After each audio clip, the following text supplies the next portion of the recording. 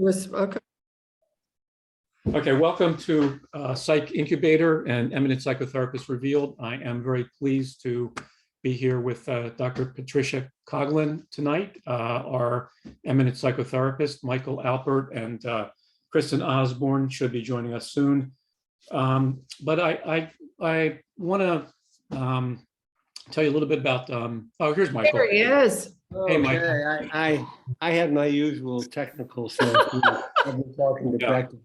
So we're here, and I think without further ado, I think most of our viewers know Patricia and her work, and you can go to Psych Incubator and read her bio. Since we're starting a little late, we had some technical difficulties. We apologize, and it's my fault. Okay. No, we're all here, and so. Hey, Kristen, can you turn on your camera so we can see you?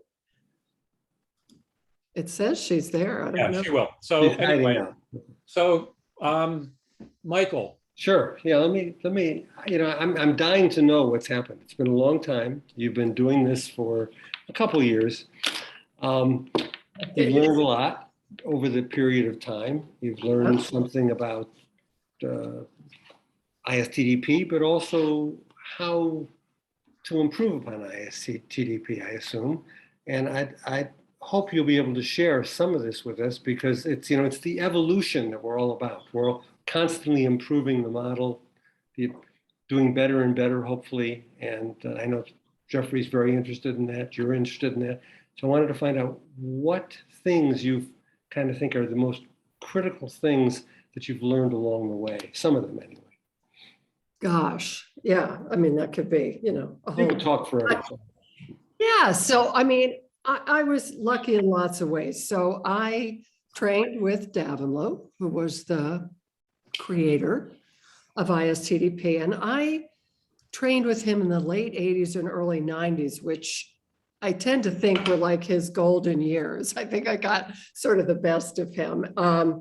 And I already was very steeped in psychoanalytic theory, and kind of like Davenlo was getting frustrated with, I knew this was a theory of depth and breadth, and yet the techniques were so limited, just using interpretation and, having some cases that went really well, but others where I knew very well I wasn't getting anywhere, and my interventions were kind of, bouncing off the walls. So when I was first introduced to Davenlo, and I saw these active, effective ways, particularly of dealing with, defense and resistance, and, really facilitating very deep feelings in such a way that the unconscious just opened in an unmistakable way. I mean, I'd never seen anything like that when I saw his videotapes. So again, I feel like I had the theory, I had that foundation. So when I met him and I got these more effective, active tools for intervening, I was like a duck to water. I mean, I was just, ready to go. And one of the things that I see as a teacher now, because I've been doing this for over 30 years, is that many of the students lack this theoretical foundation, and they're trying to learn a method without that. And that's very problematic. Right. So it's like relying on your GPS, right? And then when it goes wrong, you don't know where to go because you don't have your own map, So when you're talking about how I personally have evolved over the years, I think it's mostly in my own personal development and being more myself and I feel very strongly that it's who we are and what we do that matters. It's really that, it's not one or the other. I still have a method, but I'm flexible, right? And adapted both for who I am and also for, who the particular patient is. And I think that another thing I see when I look at the evolution of my work is that I'm much more collaborative. And so things like, Davenlo would talk about the will, right? The patient's will. Do they have the will to look at something? And, I realized that a lot of the ways these techniques came across would almost generate resistance. It wasn't necessarily in the patient, right? But it was the way the therapist was interacting. And so just making, it seems like hey, Kristen, a small change, but from, where's your will? Sort of, pull yourself up by your bootstraps kind of thing, right? I'll say, are you willing? Are you willing to have a look at it here with me? Right? It's very, very different.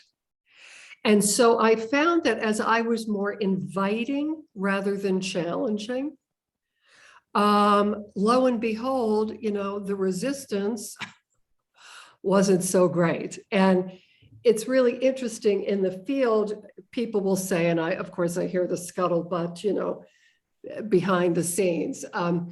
And apparently the word is, I just have easy patients. They say, Patricia, she doesn't deal with difficult patients, like these other people. And so they're not so resistant. Well, really?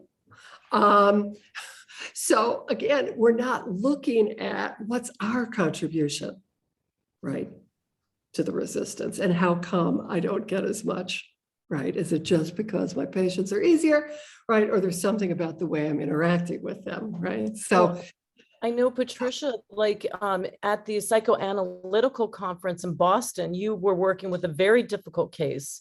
And one thing that really stood out was just how you would just gently ask questions that really allowed the patient to explore further into, how they were feeling. And it was certainly the timing that really played a vital role, and just like how you would like pay attention, ask your question, and then listen. And it was amazing to watch the psychotherapy evolve. I think what that brings to mind is, in ISTDP, there's a lot of focus on defense and resistance. And what I found is that, whatever you focus on expands, right? So if all you're focusing on is defense and resistance, first of all, like Greenson said, right, if you do that, you become a nag and the analysis becomes harassment. Right. And so what I call the 1-2 punch, right? So I'll invite the healthy. Are you willing to connect here? Are you willing to have a look at this? If you don't, minimize right now, right? So I'm very mindful to build the alliance, right? That there are these two forces, alliance and resistance. And it's not just a matter of trying to barge through defense and resistance, but and Davilu taught this, right? That you have to increase the conscious and unconscious alliance. That's the force that will overcome the resistance. So I think that's the other thing I'm very mindful to do right from the start. And I give the patient lots of credit. And so, if they're, saying, well, I'm not sure about this. I mean, I've been to other therapy before, hasn't really helped, but maybe I'll give it a try, and I'll say, yeah, that's honest, right? I mean, you're ambivalent, but here you are nonetheless. So what do we do? Instead of like, I'll side with the alliance rather than, you don't know, maybe you don't want to be here, I do not side with the. One thing that you do, Patricia, is like you are so good at paying attention to details that other people would miss. And then your patients are really asked to look within, and they begin to pay attention to the details that they just weren't aware of. And so this like emergence of the, unconscious from the two of you just consciously paying attention together to what's happening. It's really beautiful to watch. Oh, thanks, Kristen. So Patricia, I've had the pleasure of and privilege of watching your work, watching your videotapes at various conferences over the years. And what I've been intrigued about is when I watch you work, and I've watched many expert therapists work and many expert therapists in short-term dynamic therapy work over the years and decades. And out of all the people that I've watched, I think I think this is going to get into some interesting territory, but I used to say that you were the female version of Davin Liu in terms of how you actually practiced ISTDP. Now, what I mean by that, if you can bear with me a couple minutes, is that many of our female colleagues who have been through the training, and for full disclosure, I've been through the training myself many years ago with that. But many of the women who train with him have a much softer approach, may I say, and in terms of even the language. So I've heard over the years in people talking about it, and we just interviewed Christopher Moran last time, and he was actually talking about the fact that in their approach, they don't even use the term defense and resistance, which I thought was very interesting. They don't even think it's, I guess, I don't know what you all would think, but they don't think it's relevant, I guess. But anyway, what I really wanted to see if you can help me untangle for myself is Davin Liu's metapsychology has such a sort of a male, warlike, aggressive kind of language, Right. and Cavalry. What did you say? Cavalry. That's how we called it, the cavalry, the cavalry. Oh, right. So many people have said it's male centric. And so I'm wondering if you could talk a little bit about and respond to a little bit about what I'm. Yes, I would be happy to. I was just talking about this on Friday. I did a webinar and we talked about this. Oh, really? Oh, I thought this was so novel. No, it's not, but we don't usually talk about it. All week long, I was thinking about what question to ask. No, but it's great. And I'm so glad you're asking it as a male, because when I brought it up before, it gets completely denied. But I don't think it's the metapsychology. The metapsychology it's the psychoanalytic theory, right, of unconscious conflicts, right, being really the driver of symptoms and suffering. That it's his method, right? The method, he's a male Iranian psychiatrist in his 90s, right? So you have all kinds of cultural, and a surgical resident at one point, right? So there's a lot of absolutely right about cutting and all that. And then he uses, again, in a sense, violent kinds of imagery. I mean, the head-on collision, one rarely survives such a thing, right? So his language, really? So I think I very much still adhere to, the psychoanalytic understanding of unconscious motivation. I think it's compelling to me.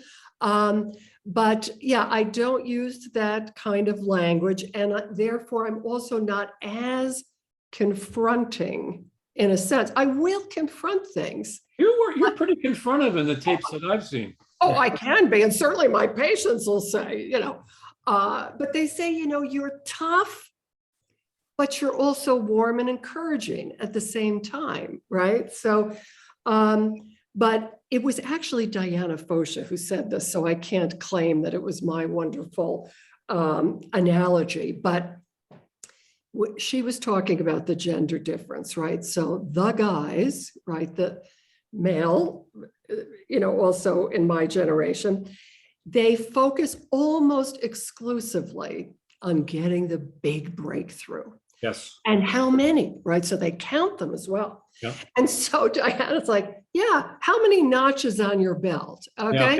I mean, that it really, whereas I'm female, I'm like, okay, but can we have a little foreplay? I mean, could we get connected first, and then let's just, let's discuss afterwards, right? Let's process what just happened, right? So, I mean, so there could well be some gender influence in that. And I think it's a shame that that's not being talked about.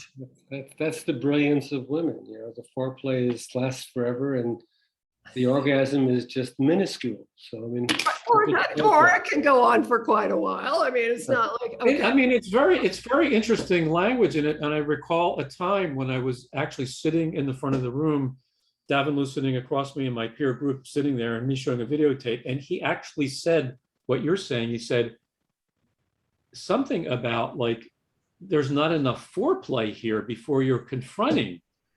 And it was like, what? Like, and so there, that whole sexual sort of metaphorical language is that part of it as well?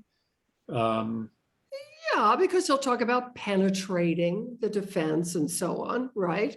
So there is is that phallic, and yet listen to your comments. So this is again where I feel like I was lucky to train with Davin Lou when I did, because he talked a lot about doing a really dynamic inquiry, getting agreement with the patient about what you're there to do, and doing a lot of defense restructuring so that the patient could see. It's not enough for you to see, right? But they see, yeah, I really was mad, but I totally suppressed it. I started crying. I ran out of the office, right? And then I was depressed for a week, so they have to see that first and be willing to turn on it. So then you're on the same page to say, okay, so should we look at that anger then instead of avoiding it?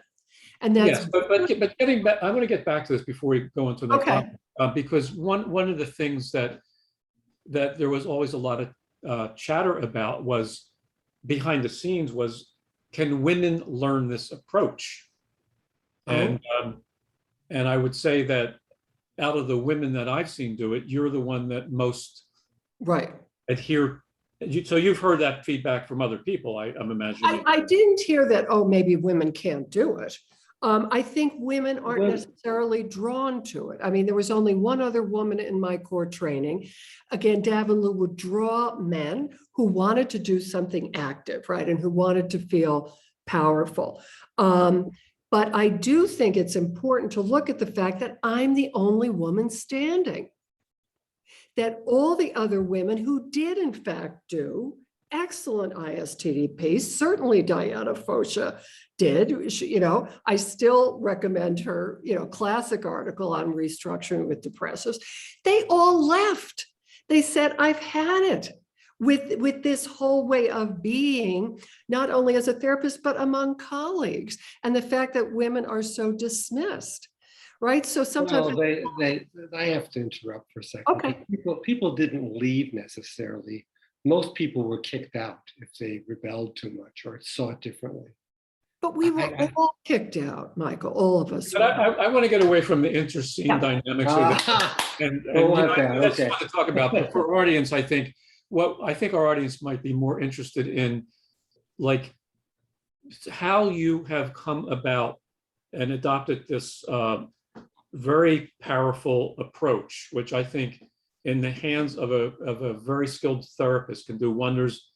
And I've seen it in the hands of not so skilled therapists, including me sometimes, who cause iatrogenic disturbance. Exactly. So I want to hear more about, like, can we train people in this? And is this something that applies? What range of patients can you apply this to? And then I want to know about trauma, but I'm talking too much, so I want to let other people. Right. So your question is, this is a very complex and demanding method. Yes. And so the question is, can it be taught? I think it can, right? And I think it was Kristen who said to me at I think it was the Washington conference, where she said, Patricia, do you realize you've trained like 70% of the people who are presenting here, right? So I think one of the things I'm proud of, because again, I'm not a rigid technician. I want people to understand, right, the dynamics, the whole person, is that, and I want each therapist to develop their own capacity. I don't want clones. So I think I have evidence that yes, it can be taught and people can learn this. That said, I think it is a demanding method, and you do need certain both innate capacities and really these metacognitive skills, right? There's this big push to do these very like narrow skill training, deliberate practice.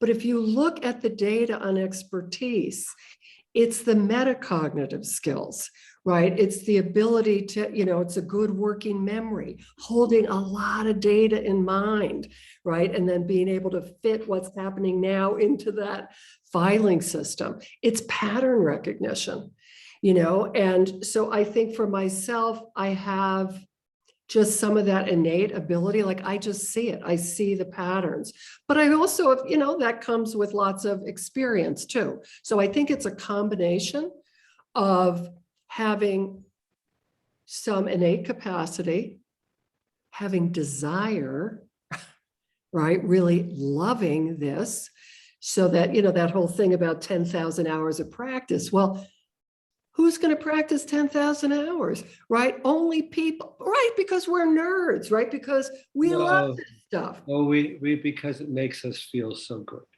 And that too, but you know what I'm saying? You have to have I that think the motivation. reinforcer is the pleasure. Pleasure. Look, we're mammals. We like to take care of people. We like to take care of our young. Yes. So we take care of our patients. And we take care of the people who didn't have parents who like to take care of their young, generally speaking. That's right. And that makes them see things differently. They and helping them do that for themselves. So I think we push the right reward buttons. But look, you guys are all experts, right? And the fact is, most therapists, right, if you look at Orlinsky and Ronstadt or these big studies on therapist satisfaction, yes, people want to help, but they haven't been trained to do it effectively. And that is the prescription for burnout. It's not that they're working too much, it's that they're not being effective, right? They want to help, but they don't know how. So that's where I think really training is essential. And people you need both, but you have to learn how to let that out so they can see it rather than doing it in some artificial way. Let what out? Let what out? Let out that you're talking about being real, transparent with your patients. You're talking about, you're not hiding behind the screen so much. Right. I think that's right on the money. I think that the thing that makes them feel you're really there is when you're real. But what does that mean, real? What does that mean? Look, say the person comes in and they name any problem. Say they had a problem with their mother or their father or their dog or something left, died, what have you. Right. And you're talking about a painful thing. Mm-hmm. And you begin to talk about how painful it is to hear about and how you feel seeing them suffer. And you look at their face and look at you.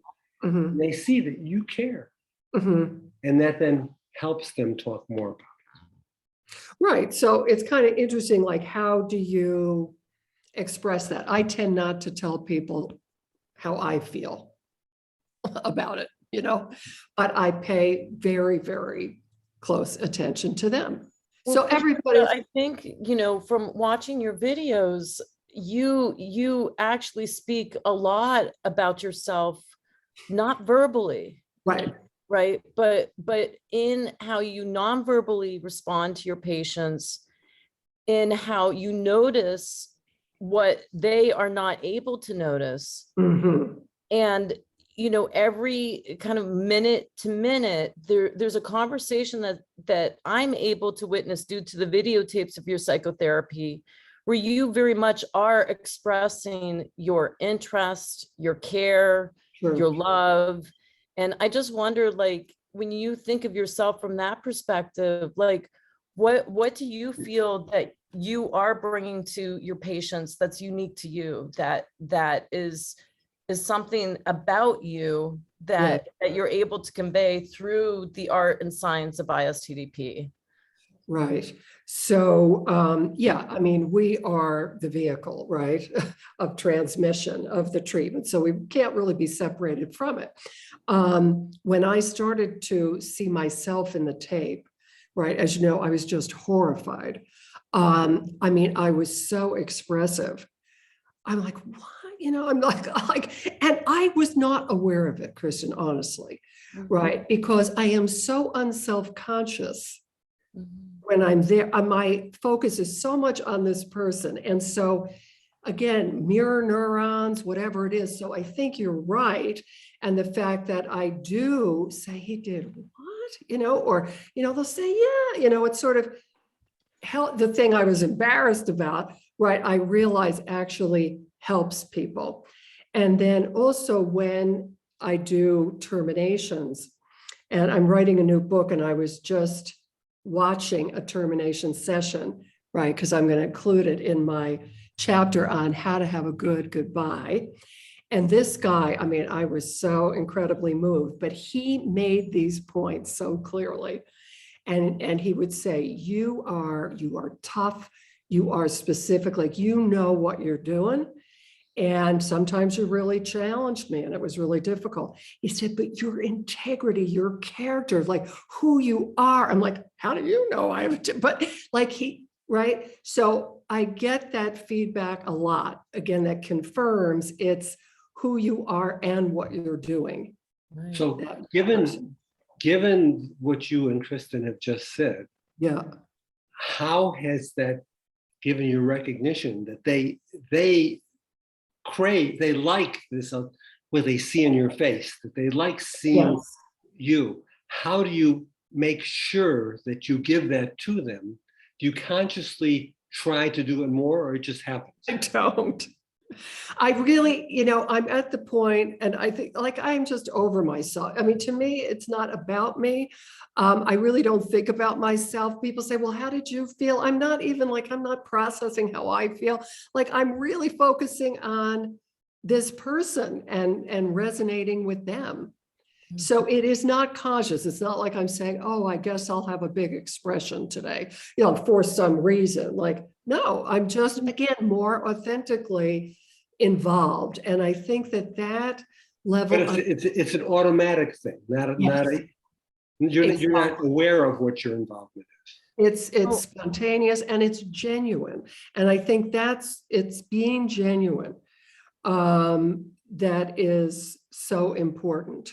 And Patricia, one thing that I've learned through your work and through knowing you is that you certainly walk your talk. Like, you have always been involved with your own self-care, self-compassion, self-love. And, you know, it'd be wonderful if you could just share with us, like, what have you done in order to reach this authentic self that you're able to bring into your sessions? Like, how has that become true over the years? You know, that's a really good question, because again, I don't know how conscious and intentional it was, and how much is a developmental process, right? Of more and more, you know, coming into who you are and, you know, letting that show. But like you say, I mean, I have done a lot of my own work, right? And work on, you know, whatever barriers, you know, I have to connection. I'm also very, I'm a spiritual person and nurture that connection. And again, it may to some people sound, you know, woo woo or whatever, but I have felt like I knew as a teenager that this was what I was meant to do. It really is a calling for me. Can you tell us more about the spiritual side and how you enact that with the patient? Right. So again, it's not about like literally there are times when I can say, I feel like I'm channeling, like, I don't even know how I knew that. Like, I'll say, oh, like, and they'll say, well, how did you know that? And I said, I just do, right? Like I could see it in the kitchen, or I get information that I don't think is just psychological. I don't know. It's, but there's something, and more, and maybe because of the authenticity, I feel like there is a sacred space, and that something is happening, that it's profound and it's not just psychological. So if you sit with that sacred space, which is a lovely concept, just Yeah. how would you describe what it feels like, how you know when you're there? Yeah, it's profound. It's timeless in a certain way, and the person, you both feel it. Yeah, it's hard to actually articulate. Is it a body sensation or a brain sensation or both? I don't even know. I see, I don't, I'm just experienced, like I know it when it's happening and when I feel it. Well, I know when you talk about it right now, I get an ache in my chest thinking about it. So I'm trying, for me, that's my particular thing, but I'm trying to figure out how, and I always want to know what it's like for the person I'm with. And I'm wondering for you what it's like. No, I know. I'm trying to articulate it because it's just this sense of, like, there are patients who've come to me who I have no doubt were sent to me. Not just for them, but for me, that there's something, it's almost beyond words, which is why I'm struggling. Well, I think I'm resonating with what you're saying, because I think there is something else that goes on that I can identify with, and it, to me, sometimes it does seem kind of like I'm channeling. It does seem like sometimes I can almost see holographically. Yeah. And sometimes I can hear voices, and I express them sometimes, and it's like, that's the voice of, somebody talking to me, that's just how they sound it. And it's very, it's weird.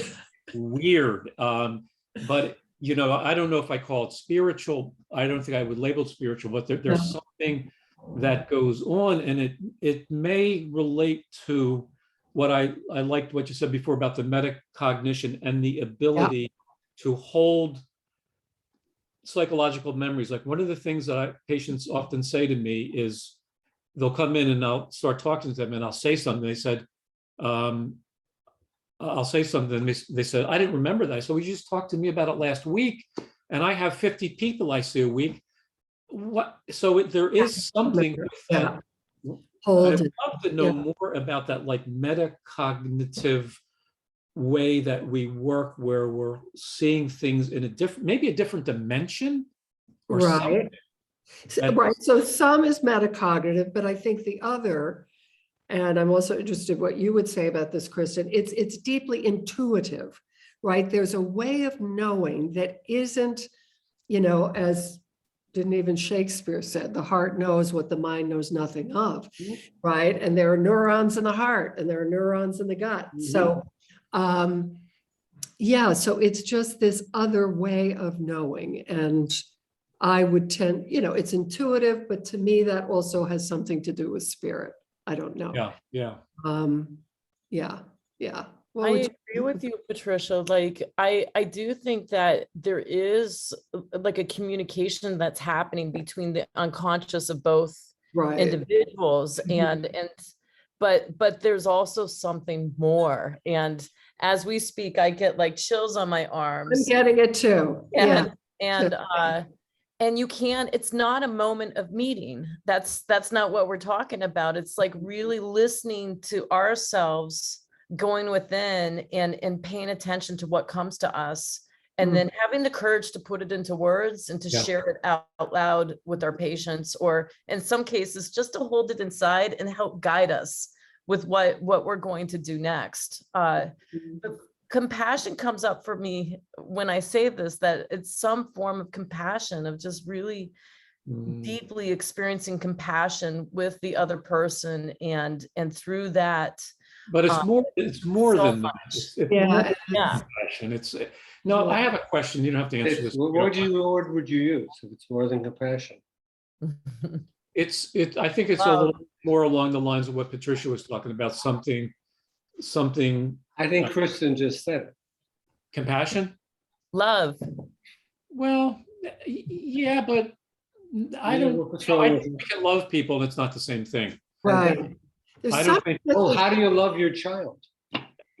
well, I think we're talking about something different though. I mean, love is part of it, an aspect of it, but I think something about when we're with people and we have a deep sense of what they experience or Mhm. what, and almost can see. Yep. I'm a very visual person. I can, like you were saying, you can see them and Yep. you can see it and you can that's where it gets freaky. Yeah. Right, right. But I want to ask you a question, Patricia. Yeah, You don't have to answer. okay. Out of your own therapeutic experiences, is there one moment that stands out to you as a patient, on the other side of the couch, that a moment that stands out to you that just captures any of the phenomena that we're talking about, like where you were in a therapeutic relationship as a patient and you remember like, wow, that was, because I have some memories from all the different therapies I've been in where Yeah, like, so, sometimes patient will say we made a great interpretation and we think it's great. And the patient will say, what was great about it? And they'll say, well, it was the time you gave me a cup of coffee or something. It's like, oh, right. do you have like The in your first own one that experience? came to mind, which is just funny, which was from my very first therapy in graduate school. And I had told my therapist about this dream. Yeah. And then as somehow as I was commenting, I said, I would just never dream of it. And he said, yeah, but you just did, and that was like, but again, let's slip. I mean, just that, like meeting your own unconscious, that was really, I will never forget. And then it's interesting. The other one that came to mind, so again, because I'm very interested in spirit now, right? My spirit, my soul, I was doing sort of what would you call it? Like spiritual direction, or it's not really therapy, but it kind of is, but it's about spirit. Anyway, I was in a really bad state. And this woman who is just love and light. I mean, she is the most I have ever encountered. And she said, and this is a little embarrassing, but she said, can I just love on you right now? And I'm like, and she just poured out like her love for me. And everything. And I'm telling you, I mean, I have never felt anything like it in my life. Really? I mean, and because it was so genuine too. But she was just pouring out this love and light, which again, yes, it was coming from her, but it's also sort of channeling divine love. Or if you think about what is, spirit, it's love. It's, so those are the two. Thank you. Mind. Yeah. Beautiful. And I thought she was so brave too, because she was so just uninhibited and just expressing this. So, which, is really. I can see you're still touched when you talk about it. Definitely. Yeah, it's wonderful. Yeah. Definitely. It's Yeah. almost like you're touching all of us too. We can feel her through you. I know. But even that said, can I just love on you? I'm like, oh God, I just love it. And this is something actually that I definitely got from Michael also, which is the openness to receiving the love, right? We're so intent always on communicating. What am I doing, giving, saying, but can we be open to really receiving, right? The love, the care, the appreciation of others. And so I think that's. Do you mean as therapists or as people? Both. Both. Yeah. Yeah, I think, that definitely had a huge Mm, impact. Yeah. mm, So that, for example, now when my patients, like this one man I was just talking about, he was so intent and it was so important for him that I could listen and accept everything he wanted to say. His mother was murdered. I mean, it was horrible, horrible.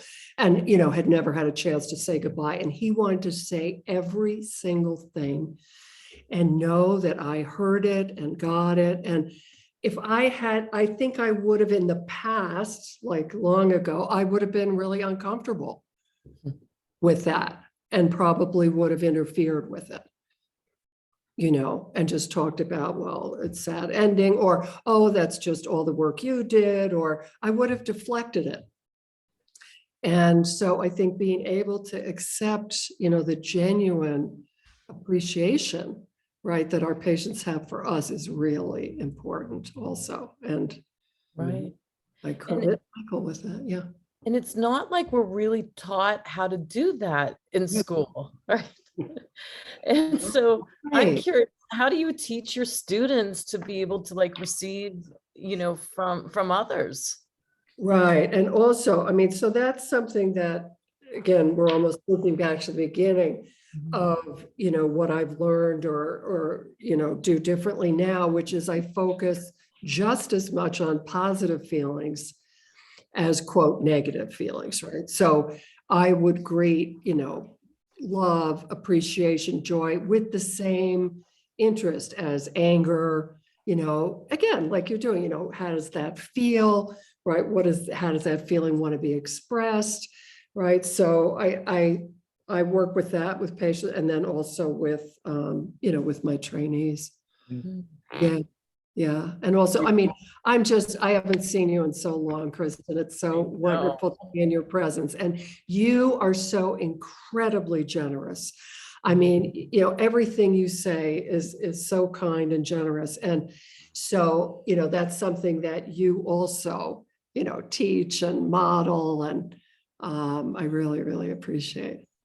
Yeah. Thank you, Patricia. I mean, one thing that I've realized is I wouldn't be here without all of you that are on this Zoom call today. I mean, you and Michael and Jeffrey and probably people in our audience. And it's so important for all of us to find a way to be there for one another and to support each other as we do this really important work that is not only changing lives, but saving lives too. Oh, yeah. Yeah. And also just the wonderful gift of friends and colleagues who we've known for years and decades. Yeah. I mean, I guess as I'm getting older, but also I'm in a new place and I'm meeting all new people. And it's like, I need to go be with my old friends, people who I've known for 40 years who, you don't even have to, explain anything. And so I value that. And also, like you seeing, like sometimes I won't see how I changed, right? And it would be interesting to see because, you've seen me over decades, right? Yeah. And what changes have you seen? Because I remember I went back to Albany and I was doing a presentation and it had been maybe 10 years since I had done that. And Steven Sandler was in the audience and he came up to me after he said, Patricia, that, like, that's so different, or you're so different then. I'm like, I hope so. It's been 10 years. I hope I'm not, right?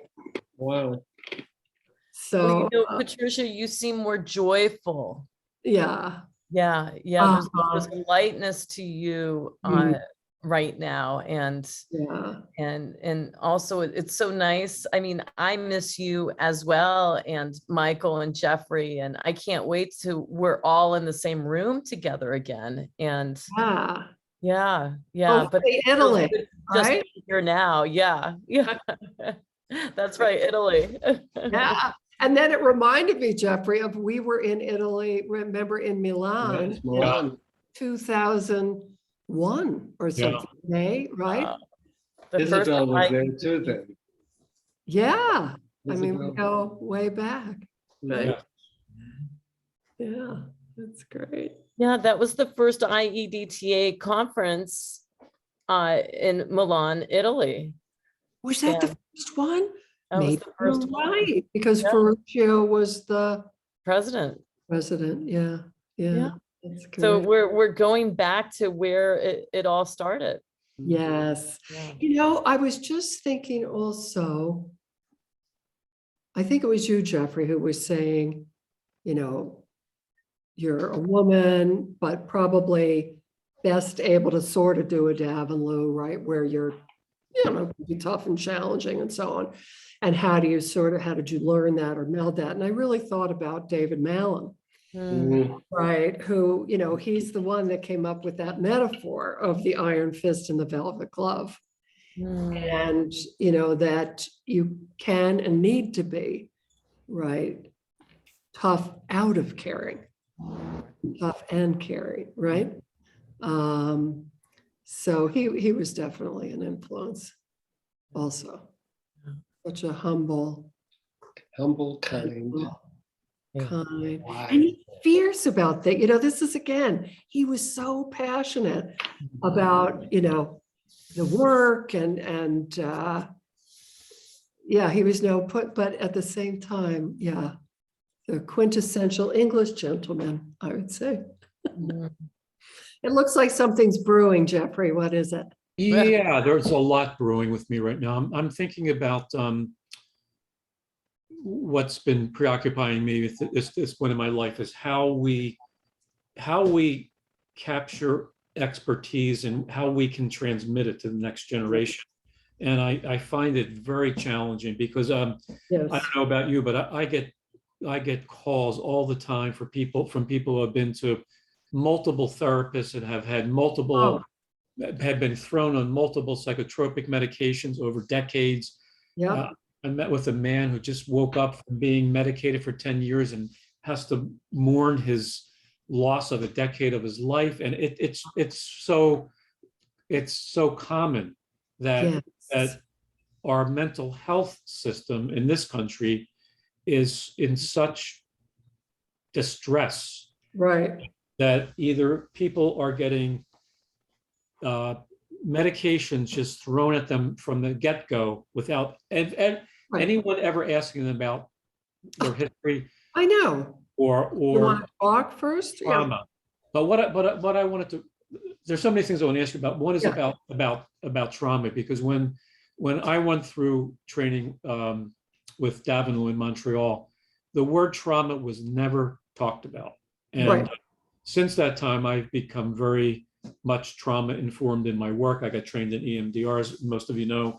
And I think that the pathway to all psychopathology is unresolved trauma. Mhm. Where is the ISTDP community on trauma now?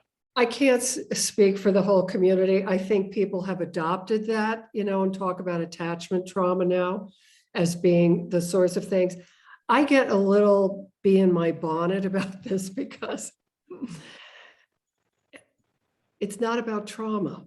Hmm. Okay, something happened, okay? And there's nothing we can do about that. It already happened. And we know from research that human beings fall in the bell-shaped curve when it comes to their response to trauma. And so I think it's a causational error to say you are this way because that happened. It's actually because of how you dealt with your feelings about what happened, right? You got overwhelmed by it, right? Various things happened, and what you came to make that mean. And that's the good news, because we can do something about that.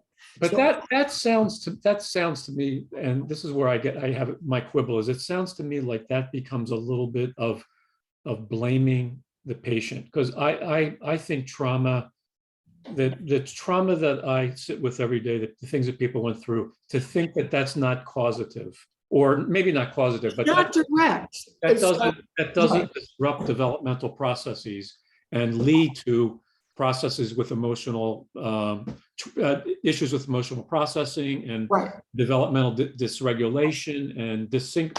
I just think that when I was in the community, that the whole notion of trauma was just kind of poo-pooed.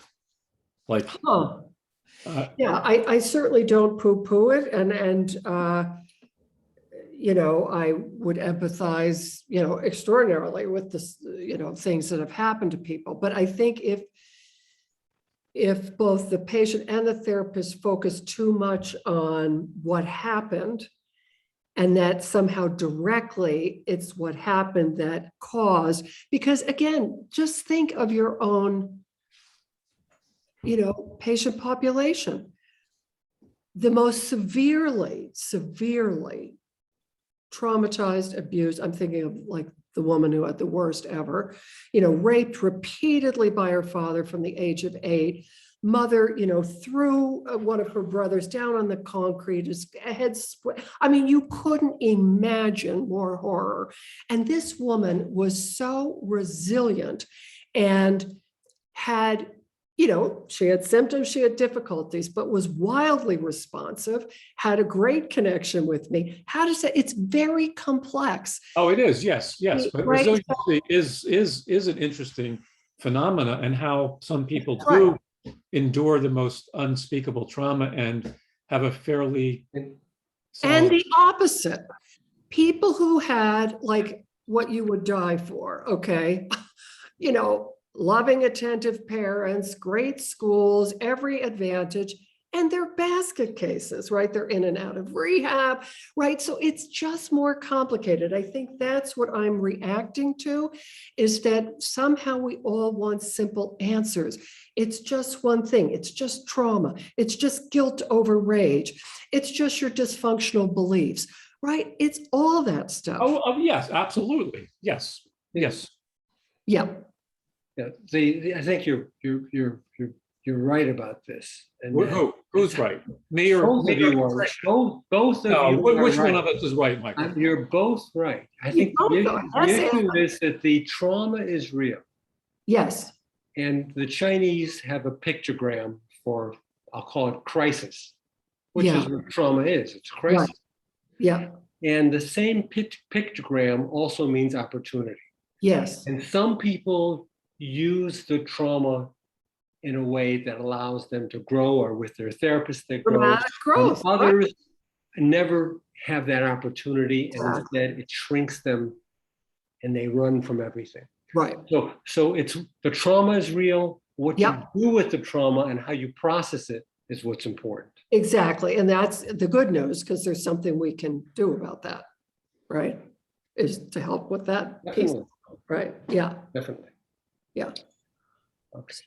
Now, on a lighter note, Yeah. I had to excuse myself because my bladder, prostate, required this at this advanced stage. And it reminded me, and this is right when Jeffrey was saying, how do we transmit these things generationally? Oh, yes. Yes. And I remembered being in the men's room with Davenlu and Malin on each side of me, and we're all urinating. Okay. And naturally, I'm the youngest guy, and I'm done. Right. And they're there for him. Okay. Right. So how do we transmit the knowledge and all the suffering that you're going to go through is a key question.